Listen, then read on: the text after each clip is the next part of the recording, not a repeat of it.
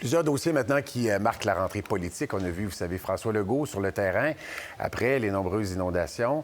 On a aussi parlé cette semaine, vous savez, du manque de professeurs, des travailleurs étrangers également. On va faire le tour de la question avec une excellente personne, vous allez voir, qui connaît tous ces dossiers-là, la chroniqueuse politique au Soleil, Valérie Gaudreault. Bonjour Valérie, merci d'être là. Bonjour. Bonjour Olivier, grand plaisir. C'est vraiment un plaisir toujours de vous accueillir parce que vous nous rendez ça, franchement, je trouve comestible parce qu'il y a plusieurs dossiers effectivement politiques. On va y aller rondement.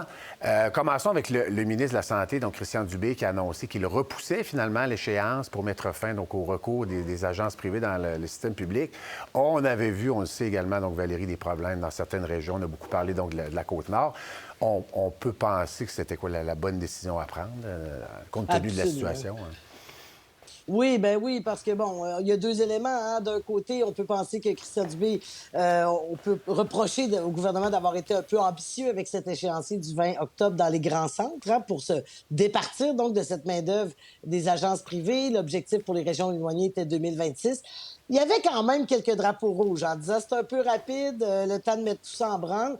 Mais d'un autre côté, je pense qu'en politique, parfois, Olivier, hein, les analystes, observateurs, journalistes comme nous, on est prompt à critiquer parfois des reculs, qualifiés de volte-face, de marcher sur la peinture, toutes ces expressions.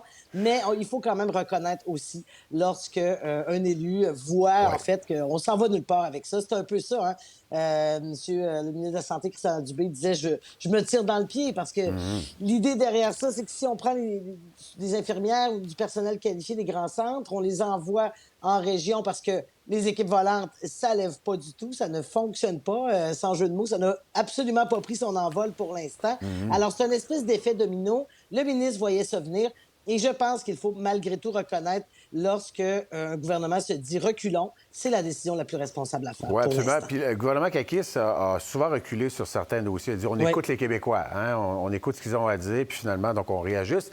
On a beaucoup vu aussi donc les politiciens sur le terrain. Lors des derniers jours, après les nombreuses inondations, il y a eu des critiques, cela dit, donc, au sujet de François Legault, puis on pourrait dire donc l'équipe ministérielle également. Pourquoi M. Legault, même, je pense qu'on lui a posé la question, mais il n'a pas vraiment apprécié, pourquoi il est allé voir donc, la finale de tennis, donc au lieu d'aller sur le terrain. Dans quel camp vous vous situez, vous, Valérie? Est-ce qu'il est allé pas suffisamment rapidement sur le terrain? On a eu les mêmes critiques également pour Valérie Plante, là. Oui. Ben moi, je suis aussi fan de tennis que vous, Olivier, et que M. Legault. Alors, on peut comprendre son attrait avec cette finale qui avait lieu à Montréal, mais évidemment, c'était pas très avisé. En fait, et il devient à un moment donné où si on n'a pas le réflexe d'y aller dans les premiers jours, hein, les grosses inondations, c'était 9 et 10 août. On est un vendredi. On voit les gens qui tranquillement se rendent compte des dégâts. Les jours passent. Et là, finalement, les images qu'on voit présentement, c'est à Louisville. On était le vendredi suivant.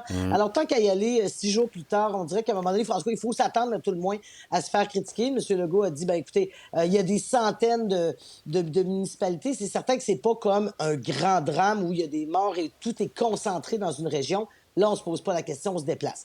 Il y a quand même un peu raison sur le fait que s'il avait privilégié une ville, une région plus qu'une autre, ben, il y aurait eu aussi des critiques à savoir pourquoi il va là, pas ailleurs. Donc, mais au final, ce qu'on comprend, c'est que cette gestion des inondations, elle commence bien mal la rentrée parlementaire, qui n'a pas encore eu lieu d'ailleurs, hein, ce n'est que le 10 septembre. Mais donc, ce choix de ne peut-être assurément un manque d'empathie là, qui a été perçu parce que là, on est encore dans ça. Là. Présentement, les gens ne s'en sortent pas de ces lendemains d'inondation et il y a beaucoup de découragement chez les sinistrés. Oui, absolument. C'est un peu surprenant en même temps parce que généralement, M. Legault était plutôt proactif dans ce genre de situation, en fait. C'est ça, je pense, qui a un peu... les gens ont dit, mais comment ça, il ne va pas plus rapidement, finalement, sur le terrain. Là. Et on peut penser que tout ça est un peu... Et la session qui s'amorce, là, on va arriver à mi-mandat de M. Legault, très bas dans les sondages. On le dit parfois, hein, il y a cette touche magique, ce flair avec la population qu'il a eu pendant si longtemps, M. Legault, de voir des gestes comme ça. Il y a comme un côté stratégie, un radar peut-être pour sentir la population. Il lui-même parlait de boussole hein, l'an dernier, rappelez-vous. Absolument. Alors, il serait intéressant de voir s'il l'a trouvé pendant l'été. Visiblement, ça commence un peu mal. Effectivement. En terminant, peut-être le dossier, évidemment, on est à la veille de la rentrée. Il manque toujours d'enseignants un peu partout donc, dans la province. On a vu donc le ministre de l'Éducation, je suis certain que vous avez vu son point de presse, donc Bernard Drinville, un peu compliqué. Hein? Donc, il voulait se montrer rassurant, mais en même temps, il y avait souvent donc, son nez dans les feuilles, tout ça. Il s'est montré rassurant. Cela dit, on sait qu'il en manque toujours donc davantage. Je pense qu'il y avait quoi, 3 000 ou à peu près. Est-ce que c'est une meilleure situation si on compare à l'année passée, Valérie, dans le fond?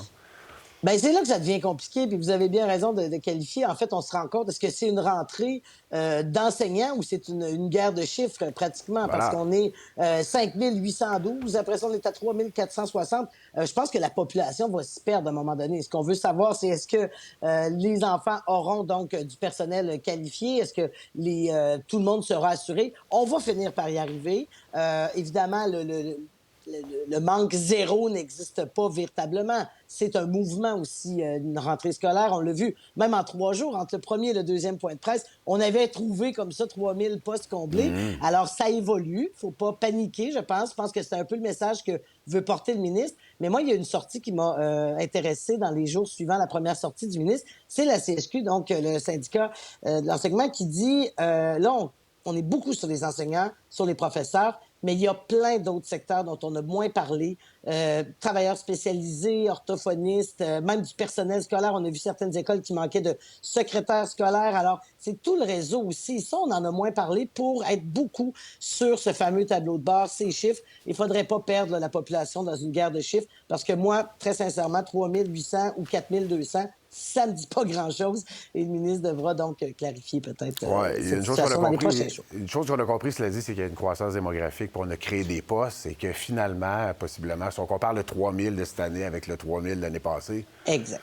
Peut-être un peu moins pire, effectivement, mais il y a une guerre de chiffres. Toujours très clair, Valérie. Je vous remercie énormément d'avoir été là ce matin. Toujours un grand plaisir. À bientôt. Bye-bye. Bye-bye. Pour voir nos émissions en entier, rendez-vous sur la chaîne ICI RDI.